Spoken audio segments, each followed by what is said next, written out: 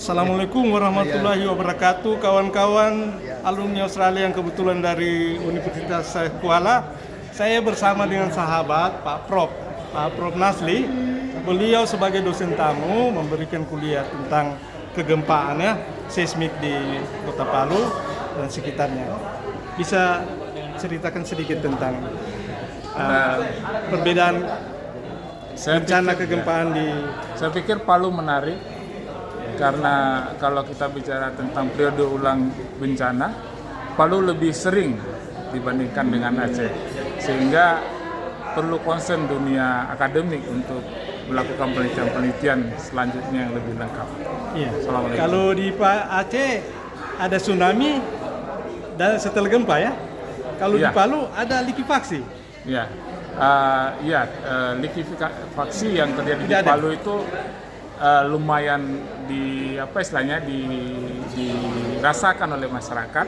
Kalau di Aceh misalnya ketika terjadi likuifaksinya selama ini belum separah yang terjadi di Palu. Baru hanya sebatas ada likuifaksi juga. Baru hanya sebatas mungkin kalau tenggelam bangunan mungkin setengah meter seperti itu. Jadi ini adalah istilahnya semacam bukti dari Tuhan untuk menunjukkan kepada kita perlu kaji yang lebih bagus. Tidak pernah cukup untuk belajar gitu ya. Karena setiap ada hal baru kita harus kaji lagi sehingga menjadi pembelajaran. Jadi tsunami ditimbulkan oleh subduksi kalau di Aceh. Kalau di sini longsoran. Iya, betul, longsoran. Tidak murni seperti itu. Salah satu penyebab tsunami itu adalah ada beberapa ya saya bisa ceritakan. Yang pertama mungkin karena terjadi gempa pada zona subduksi, yang kedua letusan gunung api di bawah permukaan atau longsor di bawah laut. Itu kira-kira yang paling umum terjadi tsunami. Tapi sebenarnya juga bisa terjadi oleh hantaman meteor ke dasar laut sehingga juga bisa menimbulkan tsunami. Jadi banyak hal. Artinya ketika itu terjadi semua di Indonesia, ini pembelajaran yang cukup bagus. Artinya kalau mau belajar tidak hanya ke Aceh, tapi ke Palu juga perlu, ke tempat lain-lain juga perlu. Sehingga satu sama lain di daerah Indonesia ini saling melengkapi lah untuk melengkapi pengetahuan akademik. Jadi bisa laboratorium kegempaan ya. Itu tadi mitologi. Masyarakat banyak ditakut-takuti dengan mitologi. Mitos itu kadang-kadang perlu, tapi mitos itu juga perlu dikaji pembuktiannya secara ilmiah. Artinya kalau kita lihat dalam yang saya sajikan tadi kitab kuno itu setengahnya adalah mitos. Tapi ketika kita coba kaji ternyata mitos itu muncul dari fakta. Kemudian diolah oleh orang sehingga menjadi satu hal yang lain. Saya tertarik tadi kearifan lokal di Simule ya. Hanya 5 yang meninggal. Iya. Ada juga binatang-binatang kayak kucing atau apa. Mereka lebih instingnya. Itu merasa juga bahwa akan terjadi. Makanya saya katakan tadi ada mitos masyarakat berhasil evakuasi. Mereka lebih banyak yang selamat daripada yang tiba-tiba tanpa pengetahuan kearifan lokal. Bagaimana itu menurut Pak Prof? Sebenarnya alam itu sudah memberikan tanda sebelum kejadian semua terjadi. Jadi mereka selamat ya, lari ke bukit ya, teman-teman. Makasih banyak. Oh, sama-sama. Prof, sampai ketemu lagi. Di Sumatera itu kan rata-rata 400 tahunan ya. Di sini bisa kurang dari 200 tahunan. Artinya memang sudah masanya kita bukan lagi berbasis kata orang, tapi kata data ilmiah itu yang lebih penting. Jadi hasil penelitian menunjukkan seperti ini. Makanya kalau bisa sebenarnya ada penelitian di sini, Adulaku mengikat misal BRIN yang dilakukan, ikat BRIN bahwa mereka bisa memberikan kepada kita sampai data akhir apa sih hasil kesimpulannya. Kan sekarang jarang terjadi seperti itu. Nah sehingga sekaligus menjawabnya, sehingga data-data yang seperti ini nanti akan menjadi keputusan bagi pemerintah. Nah ke depan sepertinya geofisika perlu kerjasama yang bagus dengan BPBD misalnya. Kenapa? Karena hari ini kan BPBD kayaknya kerjanya cuma ketika ada gempa baru datang, kan? Sebenarnya kalau kita merujuk ke siklus bencana, ada yang sebelum kejadian, saat kejadian, segera setelah kejadian, habis itu setelah kejadian, lalu sebelum kejadian dan seterusnya. Artinya tidak mungkin kita Itu saja kerjanya, kasih bantuan, kasih ceramah, selesai. Nah seperti itu. Jadi artinya kalau Universitas atau teknik geofisika aja lah, teknik geofisika punya kerjasama yang bagus dengan Bapeda, punya kerjasama yang bagus dengan BPBD, maka akan lebih sinkron. Pemerintah pengen lakukan apa, mereka punya anggaran, kita bisa melakukannya, kita bisa laksanakan. Saya pikir menjawab semua ya. Ada yang tersisa? Ya, betul. Nah, mungkin untuk tsunami di Teluk Palu, Teluk apa namanya? Teluk Palu. Teluk Palu ya. Di Teluk Palu data yang metode yang kita ceritakan tadi mencari zona subduksi, nah cocok. Tetapi metode yang sesudahnya kita analisis dan semuanya itu masih cocok. Cuma mencari wilayahnya lagi bukan dengan metode seperti tadi. Karena tadi itu berlaku untuk megatrust. Nah untuk daerah yang karena longsor katakanlah, kita harus bisa mencari endapan longsoran tadi di mana. Sehingga nanti ada endapan lain di atasnya lalu kita kaji seperti itu. Jadi memang dia bergantung wilayah per wilayah untuk melakukannya. Kadang-kadang ada di tempat-tempat tertentu nggak perlu ada subduction, uplifted dan subsidence, tapi cukup melihat pelapisan-pelapisan yang ada yang data, tinggal mengkonfirmasi bahwa itu adalah sedimen tsunami. Nah satu lagi, kalau berbasis pada korem tadi, maka karena sumber longsor itu dekat sekali dengan kita, maka juga tidak cocok untuk mencari berbasis pada korem. Dia punya spesifik tersendiri. Misalkan kita tahu kandungan tanah yang ada di gunung sana, ya, lalu tiba-tiba kita temukan di bawah laut sana, otomatis dia punya sumber. Nah, konfirmasi seperti itu yang perlu dilakukan. Jadi kita bisa tahu, oh ini persis dari mana. Misal dari kajian paleo tsunami aja, kita bisa tahu bahwa sedimen yang dibawa oleh banjir dengan sedimen yang dibawa oleh tsunami. Demikian juga dengan sedimen yang dibawa oleh longsor, pasti akan berbeda. Contoh yang berbedanya apa? Misalnya kalau kita kaji ukuran butir, longsor itu tak sempat dia memisahkan butir-butir. Jadi yang besar, yang kecil, semua serba ditumpuk di situ. Tapi kalau air, dia sanggup memisahkan pengendapannya, sehingga terjadi grading istilahnya, dari yang kasar sampai yang halus. Tapi di longsoran tidak seperti itu.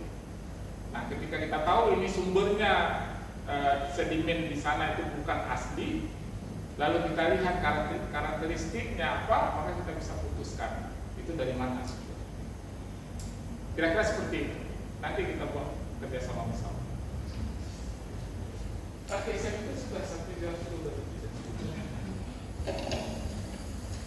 Baik, sebelum kita memasuki acara penutupan, marilah bersama-sama kita menyaksikan prosesi penyerahan sertifikat kepada pemateri.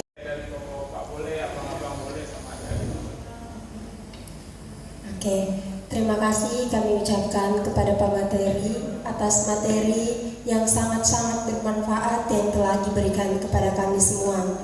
Selanjutnya kita masuk ke sesi tanya jawab. Mungkin dari peserta-peserta ada yang ingin ditanyakan, silahkan mengangkat tangan dan perkenalkan nama beserta NIM-nya. Oke, kepada Bapak kami persilakan. Ya, terima kasih. Assalamualaikum warahmatullahi wabarakatuh. Pak Prof Nasli sangat menginspirasi ya, fascinating presentation. Apalagi Bapak mengkaji juga dari lintas disiplin ya, ada kajian-kajian arkeologi ya.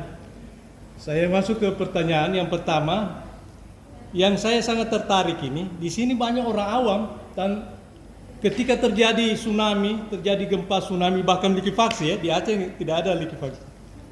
Mereka tidak tahu kapan lagi kira-kira terjadi. Ada yang menakut-nakuti kemungkinan sekian belas tahun atau sekian akan datang.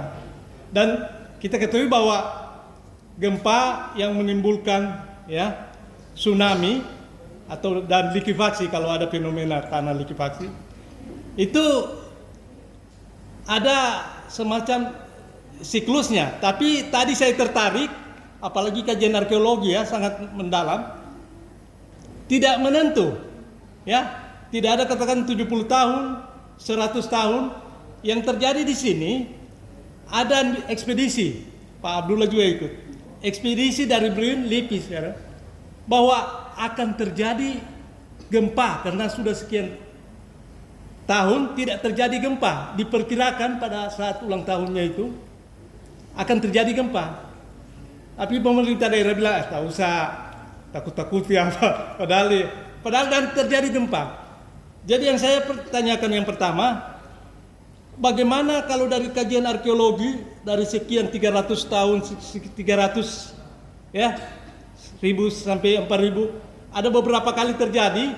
Bahkan kalau kita lihat lagi 1900 berapa tadi, kayaknya tidak ada apakah subduksi ataupun dia transform atau konvergen, itu tidak menentu. Nah, itu yang menarik itu. Apakah ada misalnya 50 tahun, 100 tahun akan terjadi subduksi atau konvergen, transform, atau ada batas tertentu mungkin 50 tahun. Karena Pak Abdullah bilang tahun 68 kalau tidak salah pernah terjadi tsunami di Pantai Barat.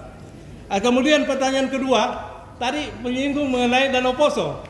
Saya pernah dengar tsunami Danau Poso kalau tidak salah yang terbesar kedua ya setelah Toba, kedua atau ketiga. Apa yang Bapak kaji tadi dari perspektif arkeologi, itu ada juga kajian bahwa pernah terjadi tsunami yang ditimbulkan yang terjadi di Danau Poso atau gimana? Saya kira itu saja Pak Prof. Terima kasih. Baik, yang pertama bahwa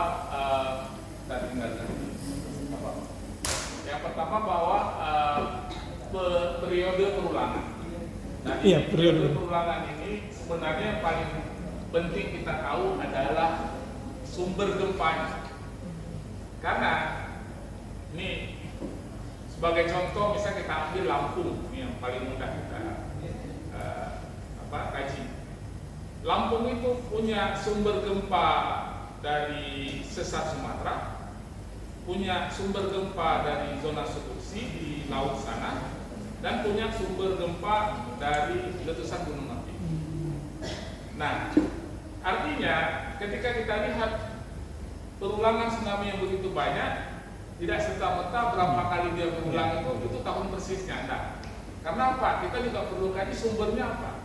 Jangan-jangan yang zona subduksi berapa tahun sekali, yang dari sesar Sumatera berapa tahun sekali, kemudian yang dari gunung api juga berapa tahun sekali. Kalau daerah Lampung yang paling sering terjadi, paling dekat itu gunung api. Karena kan ketika Krakatau meletus, ini kali ketiga dia terjadi tsunami. Jadi artinya itu kalau kita tahu persis sumbernya dari apa.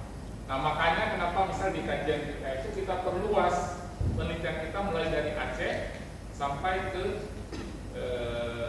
Lampung. Kalau dalam perjalanan itu butuh 3 hari 3 malam. Kalau kita jalan itu. Jadi ke Lampung karena apa? Kita mau melihat sumber-sumbernya. Apakah ini sumber yang gempa dari mana? Karena kalau kita tahu persis sumber gempa, maka kita bisa persis tahu ini yang berulangan yang mana. Karena dia berulangannya juga berbeda-beda, sehingga kadang-kadang jadi lebih dekat. Misal yang saya bilang tadi adalah tsunami kembar 1395 dengan 1450 itu juga kita dapatkan di Pulau Semulu datanya, bukan hanya di Banda Aceh. Nah, ini kan udah konfirm. Oh, berarti di antara tsunami-tsunami yang waktunya lama ada yang dekat-dekat. Sebenarnya lebih bagus kita tidak tahu berapa periode ulang, tetapi kita tahu itu berulang. Itu yang paling penting. Kenapa? Kalau kita tahu periode ulang, orang mengenal. Tapi kalau kita tahu itu berulang, maka kita akan selalu. Nah, problemnya sekarang di dalam kasus itu politik juga bermain. Harga tanah, ya, perumahan baru. Orang yang developer mau bikin perumahan baru, ini pas kali mas lagi tsunami. Kami jual tanah di sana, bebas tsunami dan seterusnya gitu. Jadi tidak serta-merta, makanya pengetahuan-pengetahuan dari akademik ini yang harus lebih dikemukakan. Itu saya pikir itu jawabannya. Mungkin sinergi antara pentahelik, antara peneliti, pemerintah yang punya dana dan lain-lain itu kita sinergikan. Itu satu. Yang kedua terkait dengan Danau Poso, kami ke sana itu sebenarnya dalam satu dugaan besar bahwa istilahnya kalau mungkin orang tertawakan mengkaji tsunami di Danau Poso, orang tertawakan. Tapi kan dari bukti arkeologi yang tidak formal ya, mengatakan pernah. Kemudian kalau lihat bukti minggu lalu baru saja terjadi gempa besar dan 6,4 kalau nggak salah saya di Poso, di Danau Poso. Kemudian juga baru tadi pagi 3,4. Tadi pagi baru terjadi juga pas kami sudah balik terjadi gempa juga, tapi tidak terlalu besar, paling tidak terasa. Nah itu memungkinkan terjadi itu. Makanya kita datang ke sana untuk yang pertama adalah melihat proses perubahan garis pantai di Danau Poso. Karena di Pasir Putih itu sekarang menjadi sumber ekonomi bagi masyarakat menambang pasir putihnya untuk bangunan misalnya. Nah, selain bisa dijadikan sebagai objek ekonomi, sebenarnya juga daerah-daerah seperti itu pasir itu kan sedimen, dia mudah bergerak. Jadi kita bisa tahu persis perubahan garis pantai di situ. Nah, jangan-jangan dalam lapisan-lapisan tersebut juga kita bisa temukan sedimen-sedimen yang mungkin berasal dari tsunami pada masa lalu. Nah, ini cukup menarik. Mudah-mudahan jelas. Sedikit lagi, Prof, terkait dengan megatrust, ya, tapi tidak sempat disinggung. Ini ada seismic gap ya, sekitar ketika itu berapa tahun lalu saya wawancara dengan Pak Abdul lagi bincang-bincang dari Geofisika Bumi ya. Dengan adanya 16 zona megatrust di Indonesia, di Sulawesi ada, ya, dan di Sulawesi Tengah, Buol dan Toltoli, kampung saya, tempat anak kelahiran saya, itu juga berpotensi terjadi megatrust, ya. Dari perspektif arkeologi sebagai pakar fisika bumi ya, bagaimana dengan isu megatrust yang buat heboh orang ya, karena pakar-pakar Jepang katakan seismic gap ya, sudah sekian ratus tahun tidak terjadi megatrust ya. Apakah yang Aceh kemarin bukan megatrust? Saya silakan Pak. Prof. Baik, yang dimaksud dengan seismic gap itu sebenarnya megatrust, katakanlah kita ambil yang bagian barat dulu ya, yang sepanjang Pulau Sumatera di laut. Yeah. Dia meningkat. Kalau di Sulawesi itu masuk dalam cincin apinya Pasifik. Nah, kalau berbicara dengan seismic gap sebenarnya adalah berbicara tentang kesetimbangan pergerakan lempeng. Nah, kalau misalnya kita lihat gempa 2004 itu terjadi antara Aceh Andaman India. Lalu gempa 2005 itu terjadi antara Andaman dengan Sumulu, sudah lebih ke selatan. Lalu gempa lagi di 2007 kalau nggak salah saya, itu sudah di Nias. Nah, maknanya dalam satu paket tadi kata Bapak segmen juga. Dalam satu segmen itu, kalau satu sisi sudah runtuh, seharusnya sisi lain juga ikut. Nah, untuk Sumatera misalnya, di bagian utara itu sudah merilis energinya, sudah gempa. Yang belum daerah Mentawai sama Sumatera Barat itu yang belum. Nah, seismik itu artinya gempa. Gap itu adalah tertahan, ya, gap terhalang. Jadi artinya seismik gap itu ada daerah yang belum terjadi, masih terhalangi seismik. Berarti normalnya kalau di tempat lain sudah, berarti di tempat yang seismik ini adalah ke depan. Nggak mungkin sesudah di Andaman lalu kembali lagi ke Andaman, enggak. Dia harus ke tempat-tempat lain baru balik lagi ke Andaman. Nah, di Sumatera Barat saya salah satu seismik.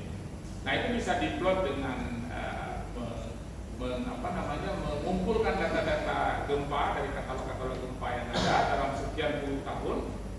nanti kita lihat daerah mana yang tidak ada muncul gempa. Yang seharusnya daerah tersebut ada gempa, tidak muncul gempa. Nah, itu kita sebut dengan seismic gap, berarti itu daerah yang kita nantikan gempa. Nah, kalau di megatrust misalnya, itu adalah di bagian selatan. Sedangkan di sesar Sumatera yang ada di Pulau Sumatera, di bagian utara, di bagian Aceh. Nah, ini kita sebut dengan seismic gap. Dengan mempelajari ini kita bisa tahu, istilahnya lebih fokus kemana kita akan lakukan apa istilahnya ya, kajian atau kesiapan ke daerah tersebut. Nah, dengan misal BRIN melakukan pemetaan setiap segmen seismic gap-nya, maka dia akan lebih memfokus daerah ini saja yang perlu kita lihat dulu dan seterusnya. Nah, di setiap segmen tadi dia punya periode ulang gempa, misalnya 500 tahun sekali. Nah, kalau di daerah misal Andaman tadi sudah gempa 500 tahun 2004, maka kalau seandainya dia punya periode perulangannya 500 tahun, maka dia masih aman. Tetapi kalau sesudah 500 tahun ternyata belum juga terjadi gempa, nah ini yang kita sebut dengan seismic gap, daerah-daerah yang belum terjadi gempa. Nah, ini menjadi perhatian.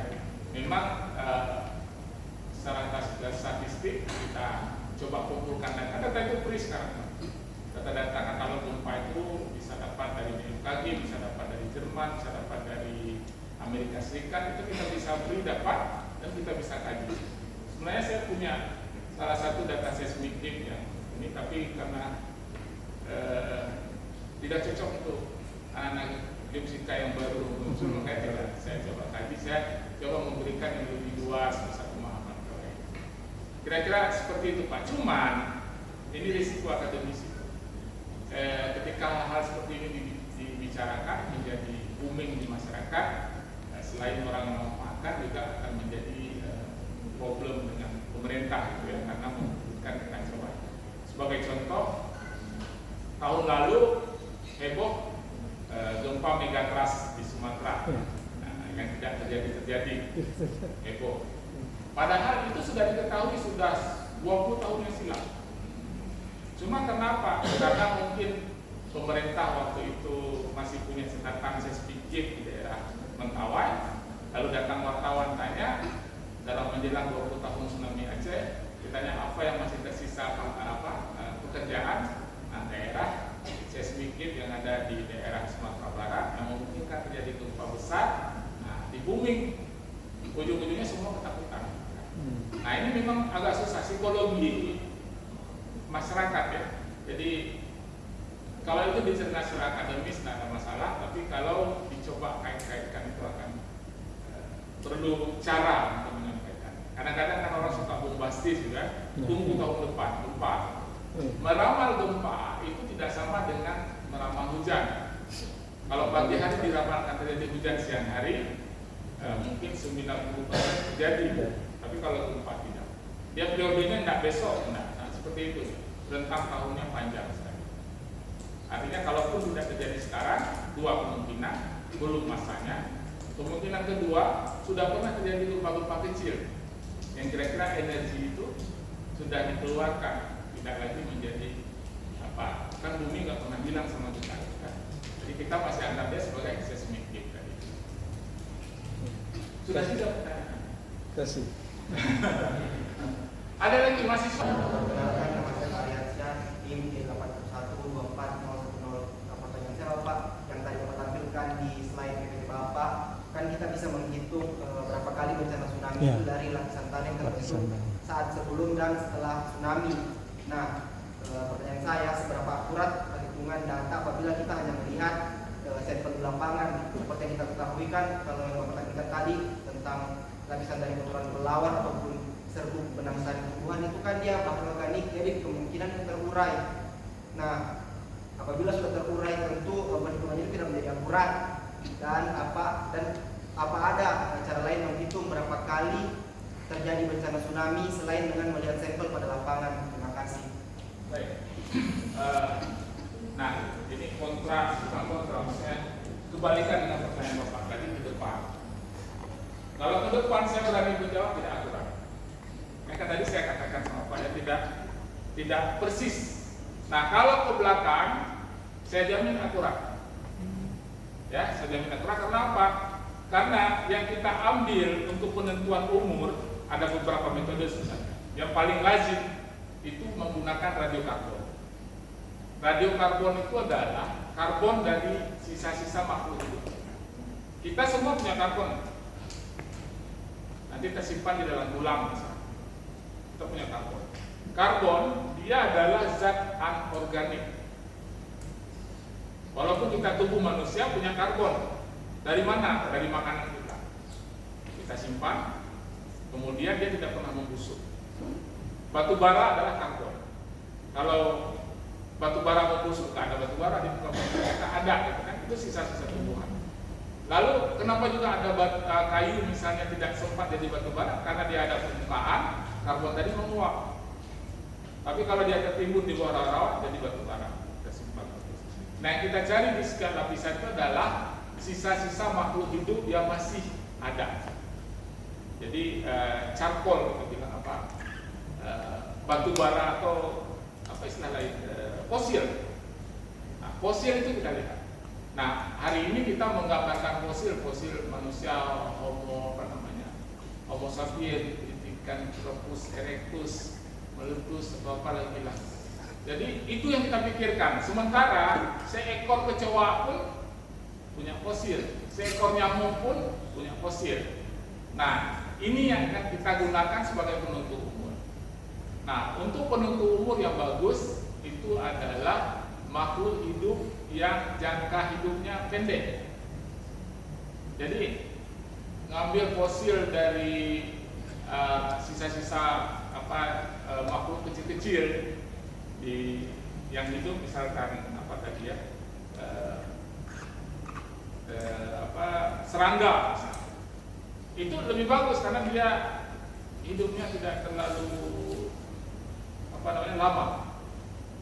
Hidupnya tidak terlalu lama sehingga kalau kita kaji dia kapan karbon terbentuk dalam tubuhnya bisa kita tahu persis dengan jeda errornya singkat. Misalnya kita katakan tadi ada nampak ini adalah 400 tahun yang silam dengan errornya antara 50 tahun. Berarti antara 450 atau 350. Jadi hanya 100 tahun jeda. Nah, ini akurat sekali kalau untuk itu. Jadi yang sudah membusuk itu tidak kita gunakan. Yang kita gunakan adalah sisa-sisa makhluk hidup. Misal kalau tadi kotoran kelelawar, karena kelelawar itu dia makan serangga, ada jenis kelelawar makan serangga. Nah, serangga-serangga yang ada tadi ada di dalam kotoran tadi itu kita ambil, kita nyatakan. Di pasir tsunami biasanya susah kita dapatkan bukti makhluk hidup, susah kita dapatkan. Jadi yang kita buat apa? Kalau di sini ada pasir tsunami, kita ambil sisa makhluk hidup yang ada di bawah pasir tsunami dengan sisa makhluk hidup yang ada di atas. Nanti antara umur yang di atas dengan di bawah inilah umur tsunami. Jadi biasanya paling 100 tahun masa perkiraan, ketidaktepatannya paling 100 tahun, atau bahkan ada yang 20 tahun, 50 tahun. Jadi betul-betul akurat kalau kita merujuk ke tsunami yang terjadi pada masa lalu. Nah, dari situ kita bisa tahu tadi persis ada yang jeda 600 tahun, 400 tahun, 200 tahun, atau bahkan yang jedanya 50 tahun. Nah, kalau untuk umur-umur yang lebih lama tentu saja kita menggunakan zat radioaktif yang lebih waktu parunya itu lebih panjang. Nah, yang biasa digunakan adalah radiokarbon karena dia waktu parunya pendek, sehingga cocok untuk masa-masa yang baru-baru saja, maksudnya mungkin 7.000 tahun, 1.000 tahun itu cocok masih radiokarbon. Tapi kalau lebih udah ratusan ribu tahun itu tidak cocok lagi, dengan itu bisa kita gunakan unsur-unsur radioaktif yang lain. Kira-kira seperti itu. Masih ya, silakan. Baik, terima kasih atas kesempatannya. Sebelumnya perkenalkan, nama saya Lulu Fitria dari angkatan 2023. Jadi pertanyaan saya itu Pak, dengan mempertimbangkan sejarah gempa bumi dan tsunami yang terjadi di Palu ini, bagaimana kajian jejak paleo tsunami dapat membantu memahami pola, frekuensi, serta potensi terulangnya tsunami di wilayah tersebut. Termasuk jika kan seperti kita ketahui penyebab terjadi tsunami tahun 2018 itu karena adanya longsoran di bawah laut. Nah, itu yang pertama. Yang kedua itu dalam konteks geologi lokal, sejauh mana karakteristik tektonik Sulawesi mempengaruhi resiko tsunami dan metode apa saja yang bisa digunakan untuk meneliti jejak paleo tsunami yang ada di Palu ini, Bapak.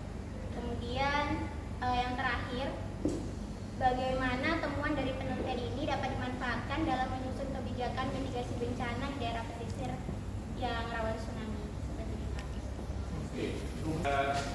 Sebenarnya untuk menjawab pertanyaan pertama, bahwa kajian tsunami purba di Palu itu mendesak, ya, mendesak. Karena apa?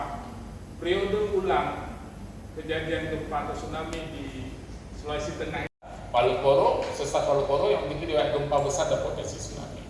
Nah, peristiwa 2018 itu menunjukkan bahwa bukan hanya tsunami oleh megatrust bisa terjadi, tapi juga longsor bawah permukaan juga bisa menyebabkan itu. Artinya kompleks lagi, lebih banyak kerjaannya. Nah, ini semua saya pikir di Sulawesi Tengah perlu dilakukan untuk apa? Untuk menjadi pendidikan ke depan dan menjadi bahan pemikiran untuk pengurangan risiko bencana. Masih ada? Oh ya, terima kasih. Demikian saya pikir saya kembalikan ke moderator.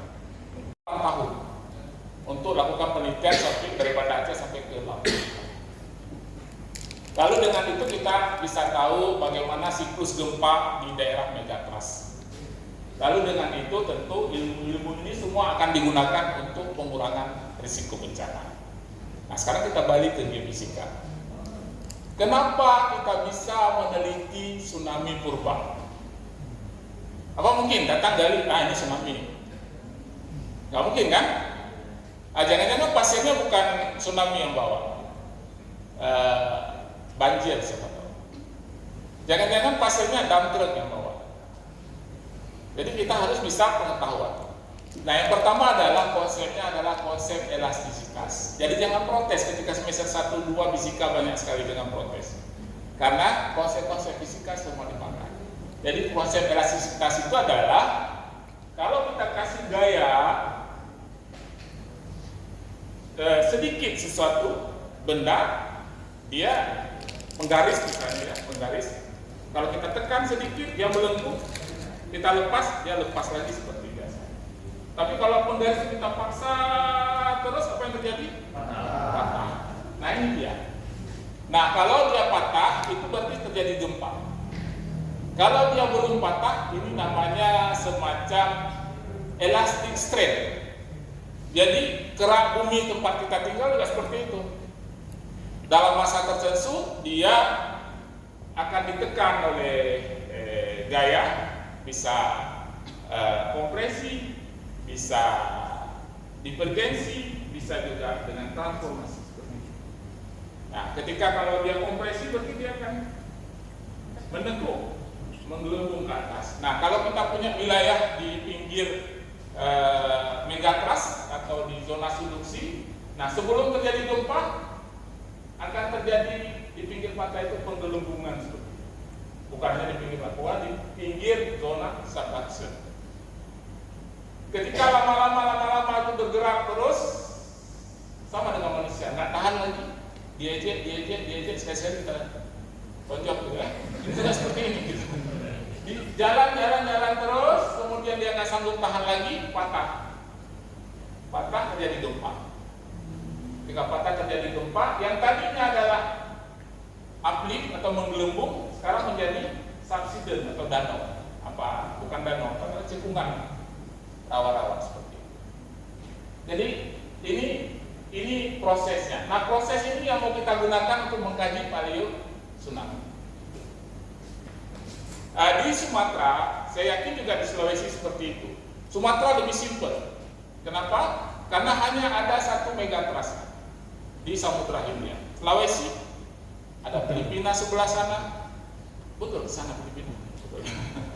Kemudian ada Pasifik sebelah sana. Kemudian belum lagi patahan-patahan yang ada pulau, mana pulaunya kurus-kurus lagi semuanya gitu. Jadi memang sangat-sangat kompleks, ya, sangat-sangat kompleks, tidak sesederhana di Sumatera. Nah, di Sumatera kita cuma mencari wilayah-wilayah yang sebelum gempa dia adalah uplifted, daerah yang di atas, kemudian sesudah gempa dia turun ke bawah. Ada daerah seperti itu? Ada. Nah, ini di Sumatera, saya kasih contoh. Ini pulau-pulau yang seperti Pulau Semulu saya bilang tadi. Dia gara-gara gempa, apa yang terjadi? Dia terangkat. Yang putih ini terumbu karang. Ya, yang putih ini terumbu karang. Yang sebelumnya ada di bawah laut. Sesudah gempa 2004 dia terangkat. Sebenarnya bukan. Sebelum gempa itu terjadi dia terangkat. Nanti setahun kemudian sesudah gempa dia baru turun balik. Nah, ada daerah di Banda Aceh sesudah tsunami dia turun 1,5 meter. Turun. Jadi lautnya pindah kemari. Apa yang terjadi dengan pohon kelapa? Meninggal. Mati semua pohon kelapa. Lalu 5 tahun kemudian daerah ini jadi daratan lagi. Nah, ini yang kita foto sesudah beberapa tahun sesudah tsunami. Jadi pohon kelapanya udah kadung mati, udah duluan mati dia gara-gara tergenang. Ini daerah-daerah yang sangat cantik untuk penelitian paleo tsunami. Mengapa cantik? Seperti ini gambarannya. Nah, ini lokasi sebelum tsunami terjadi. Ada daratan, ada pohon-pohon, ada daun-daun. Kenapa ini uplifted, terangkat? Okay. Kemudian daun yang gugur itu apa jadi di tanah? Apa namanya? Kompos, organik, ya. Warnanya coklat hitam gitu ya. Tanah yang coklat hitam itu bagus, ya. Kalau merah tidak bagus. Nah, di sini terkumpul tanah organik, humus, tanah kompos. Lalu gempa terjadi, turun.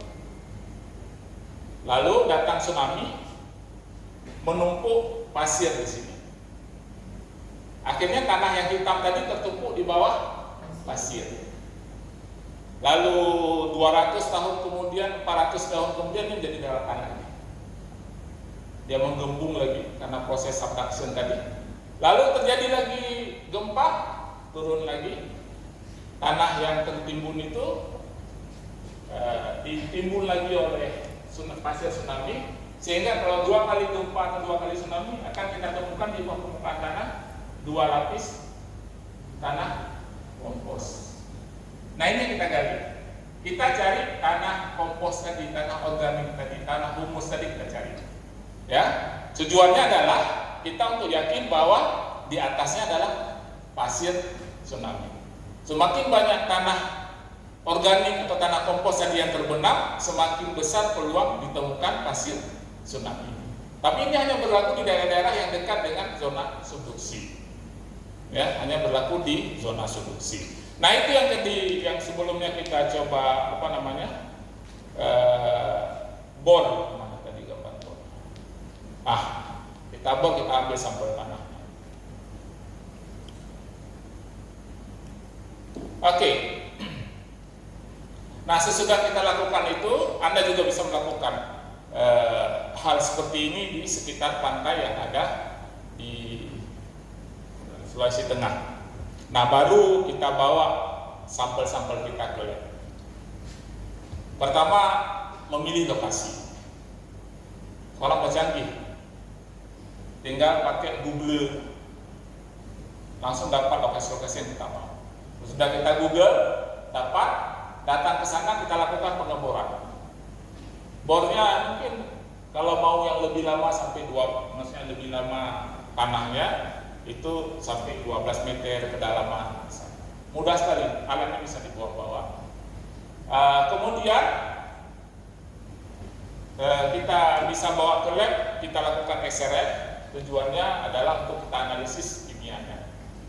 Kemudian kita bawa ke lab, kita bisa lihat umurnya, radiokarbon dating. Kemudian kita bisa lakukan grain size analysis. Tujuannya adalah untuk melihat bagaimana energi yang berlaku saat.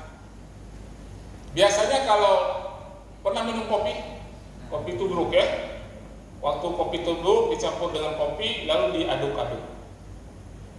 Diamkan 5 menit, apa yang terjadi? Dingin, bukan ke situ saya mau. Kopinya turun.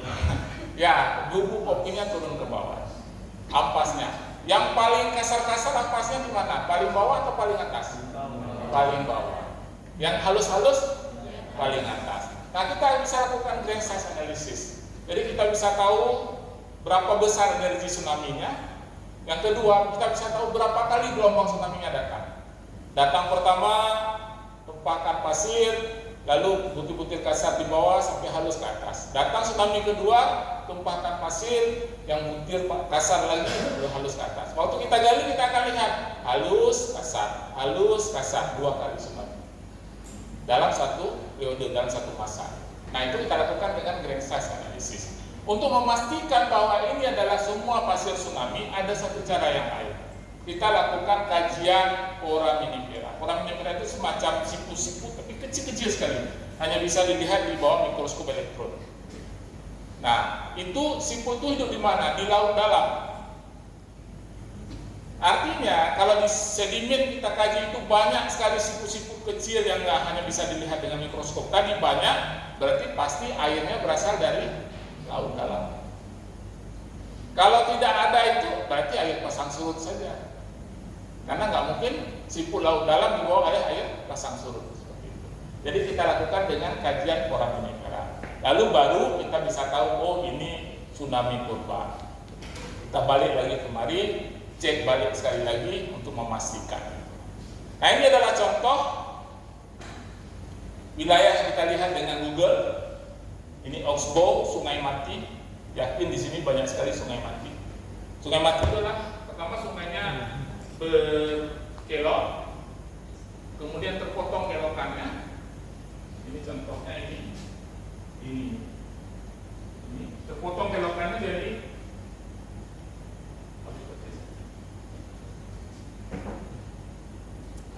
terpotong kelokannya sehingga jadi sungai mati. Nah, di sini menjadi tempat yang bagus untuk terjadi pada tsunami.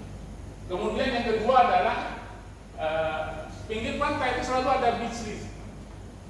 Pantai rendah, di belakang pantai ada semacam tanggul. Lalu di belakang tanggul pasti ada tumbuh rumbia, karena dia sagu. Karena dia rawa-rawa. Lalu di belakang sagu itu pasti ada tanggul lagi. Habis itu dan seterusnya sampai ke darat. Ini bagus, kenapa? Ketika tsunami datang, jumpa tanggul, di belakang tanggul itu semua sedimen tsunami dikumpulkan. Jadi dan seterusnya. Jadi kita coba cari seperti itu. Tapi juga bisa kita cari daerah-daerah hutan bakau. Karena di hutan bakau juga bisa menyimpan pasir-pasir tsunami.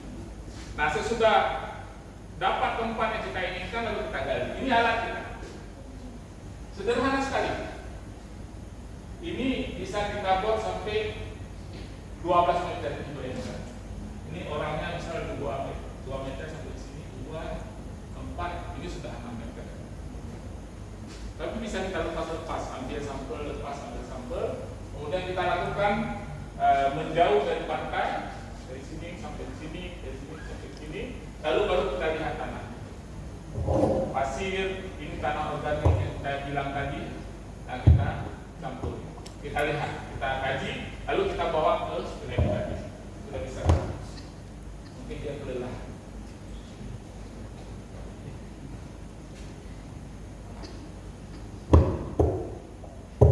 Oke, baik. Nah, ini contoh hasil sampel yang kita lihat, yang tadi memanjang kita bor. Kemudian yang ini kita pisahkan, kita rasa-rasakan. Orang geofisika yang bekerja dengan paleotsunami itu perasaannya tinggi. Setiap tanah yang ada diremas, dipegang, dirasakan, halus, kasar, tidak. Maka berbahagialah cewek-cewek yang dapat suaminya nanti orang geofisika. Dia rasakan begitu halus, kasarnya semuanya. Dan itu penting untuk diingat. Ya, sedemikian pentingnya. Jadi, dan Anda bisa bayangkan yang orang lain mengabaikan tanah-tanah tadi, orang geofisika memperhatikan. Jadi tidak ada yang dibuang sama orang geofisika. Ya. Jadi cukup perhatian suami-suami yang geofisika. Right. Nah, ini kita bandingkan nanti berapa persen banyaknya pasir, berapa persen banyaknya clay, berapa persen banyaknya lempung. Kita bandingkan. Karena apa? Tanah yang berpotensi tsunami itu pasirnya lebih banyak. Lalu baru kita kaji secara kandungan mineralnya, karena yang pasir itu juga yang tanah-tanah tadi juga yang berasal dari tsunami mineralnya sangat tertentu. Kita lihat lagi kandungan foraminiferanya. Kalau dalam pasir tadi waktu kita analisis ternyata mengandung banyak sekali fosil-fosil serbu kayu, polen, serbu sali dari pohon-pohon. Itu maknanya bukan dari laut, itu dari darat, itu banjir. Tapi kalau dari foraminifera baru kita yakin itu adalah tsunami. Nah, kita bawa ke XRD untuk melihat kandungan-kandungan kimianya, alatnya seperti ini. Saya yakin banyak sekali tempat yang sudah memiliki alat seperti itu. Lalu kalau masih serius dengan korem, ini bentuk koremnya yang sebelah sana. Nanti kita lihat dia ada di dalam sampel tanah yang ada ini. Kelihatan koremnya. Itu dengan mikroskop elektron bisa kita lihat.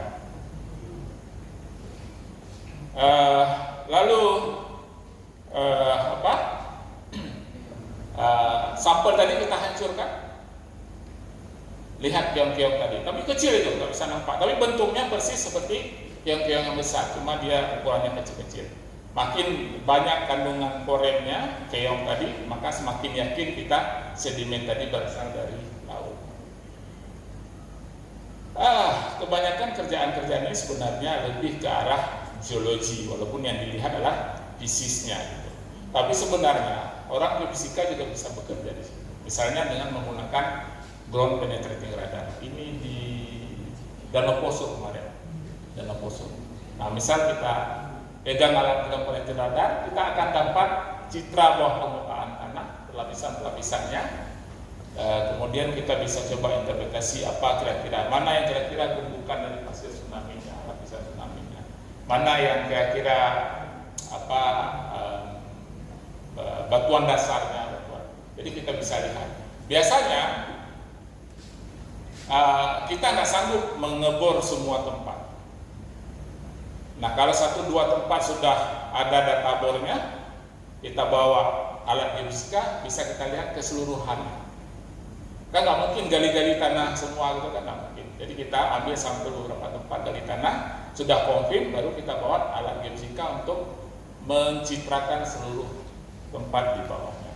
Akhirnya muncullah sebuah kesimpulan dari apa yang saya kemukakan tadi. Yang pertama adalah kajian paleontologi memberikan pemahaman mendalam tentang sejarah kejadian tsunami pada masa lalu, mekanisme pembentukannya dan siklus gempa pada zona subduction. Kemudian melalui analisis sedimen, korem, ukuran butir, polen, serta penanggalan radiokarbon, kita dapat merekonstruksi frekuensi, besar, dan karakter tsunami pada masa lalu. Lalu pengetahuan tersebut berperan penting dalam mitigasi bencana karena memungkinkan prediksi siklus perulangan perencanaan tata ruang pesisir yang lebih aman, tempat tinggal, dan lain-lain, ya, berbasis pada ilmiah, bukan hanya dukun, gitu ya. Kalau dukun bilang ini nggak boleh tinggal lagi, itu boleh, itu nggak bisa dipercaya. Kalau ini ilmiah sekali. Lalu apa implikasinya untuk Palu? Implikasinya untuk Palu adalah secara geologis Palu ini berada di zona pertemuan lempeng. Seperti saya bilang tadi, sangat kompleks. Jika pembicaraannya berbeda, tentu hasanahnya berbeda. Nah, apalagi beliau di Aceh yang mungkin mirip-mirip dengan Palu lah, yang berkaitan dengan kebencanaan. Ya, terutama Palu pernah mengalami bencana cukup dahsyat ya tahun 2018 dan di situ ada tsunami.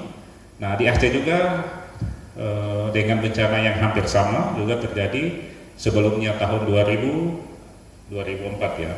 Jadi saya kira di dalam menanggulangi bencana yang diakibatkan oleh alam itu, saya kira Aceh dengan Palu itu tidak terlalu jauh berbeda. Nah, harapannya adik-adik semua nanti yang ikut kuliah tamu nanti akan banyak menimba ilmu, ya, banyak bertanya apa kira-kira yang bisa adik-adik kembangkan di sini dari paparan yang dilakukan oleh Prof. Nasli nanti. Saya tidak banyak berpanjang lebar. Sekali lagi Pak Prof. Nasli, terima kasih sebagai pimpinan Fakultas MIPA. Kami mengucapkan terima kasih sudah meluangkan waktunya hadir di sini dengan ruangan yang mungkin panas, Prof. Karena rupanya AC yang dua ini tidak bisa hidup. Jika ini dihidupkan maka listrik di ruang dekan itu akan turun. Jadi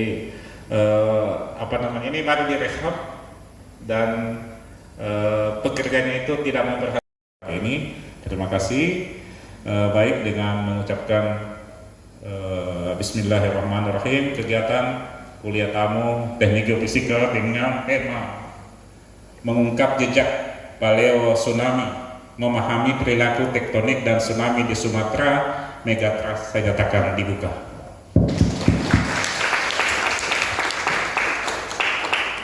Semoga kegiatan ini bermanfaat bagi kita semua dan dinilai sebagai ibadah oleh Allah Subhanahu wa Ta'ala. Amin. Amin ya Rabbal Alamin. Demikian yang bisa kami sampaikan, kurang lebihnya kami mohon maaf. Wabillahi taufiq wal hidayah. Wassalamualaikum warahmatullahi wabarakatuh. Selamat pagi, salam sejahtera untuk kita semua. Sampaikan kepada Bapak atas sambutan dan pembukaan kegiatan kuliah tamu ini. Semoga arahan, motivasi, dan semangat yang telah disampaikan dapat menjadi dorongan bagi kita semua untuk mengikuti kegiatan ini dengan mengucapkan kepada Saudara Fahriansa yang telah memimpin doa. Semoga apa yang kita panjatkan tadi selanjutnya. Marilah kita simak sambutan sekaligus pembukaan kegiatan yang akan disampaikan oleh Dekan Fakultas Matematika dan Ilmu Pengetahuan Alam Universitas Tadulako, atau yang dengan hormat saya sebut namanya Bapak Profesor Dr. Lutfi Mahmudin SSI MSI. Kepada Bapak kami persilakan. Assalamualaikum warahmatullahi wabarakatuh. Selamat pagi, salam sejahtera untuk kita semua. Om Swastiastu, Namo Buddhaya. Yang saya hormati, tamu kehormatan kita hari ini dari USK Prof. Nasli. Ini kami ini seangkatan S2 di UGM, cuma tidak pernah ketemu di Jogja. Nanti ketemunya di Palu. Selamat datang di Fakultas MIPA di Universitas Tadulako. Ini beliau datang ke sini dalam rangka riset ya yang sangat besar di Provinsi Sulawesi Tengah, dan alhamdulillah beliau menyempatkan diri untuk membagi ilmu bagi kita semua yang ada di Fakultas MIPA, terutama di program studi Teknik Geofisika. Yang saya hormati Koordinator Prodi Teknik Geofisika, tamu kehormatan kami ini Pak Muhtar. Beliau pengamat ya Pak, YouTuber sekaligus juga pengamat segala hal di Sulawesi Tengah dan di Universitas Tadulako. Terima kasih banyak Pak Muhtar sudah hadir di sini membersamai teman-teman di Fisika. Adik-adik sekalian, peserta kuliah tamu yang berbahagia, yang saya banggakan, alhamdulillah, puji dan syukur kita panjatkan kehadiran Allah Subhanahu wa Ta'ala, Tuhan yang Maha Esa, atas segala limpahan rahmat dan hidayahnya, sehingga pada pagi hari ini kita masih diberi kesehatan, kesempatan, keselamatan, sehingga kita masih dapat beraktivitas sesuai dengan tugas dan fungsi kita masing-masing. Salawat dan salam kita haturkan kepada junjungan kita Nabi besar Muhammad Sallallahu Alaihi Wasallam. Bapak dan bapak-bapak, tidak ada ibu-ibunya, dan adik-adik sekalian, alhamdulillah sekali lagi pagi hari ini kita anugerah dari Tuhan Yang Maha Esa atas kesempatan dari Prof. Nasli untuk memberikan kuliah tamu. Kami kira kegiatan kuliah tamu ini penting ya untuk menambah wawasan kita. Tentunya nanti di kuliah kegiatan-kegiatan riset yang sudah beliau lakukan selama ini, baik itu di USK-nya di Syekh Kuala maupun riset-riset beliau dalam bentuk kerjasama yang sudah pernah beliau lakukan. Nah, ini mungkin menjadi pembelajaran bagi kita, terutama teman-teman di geofisika.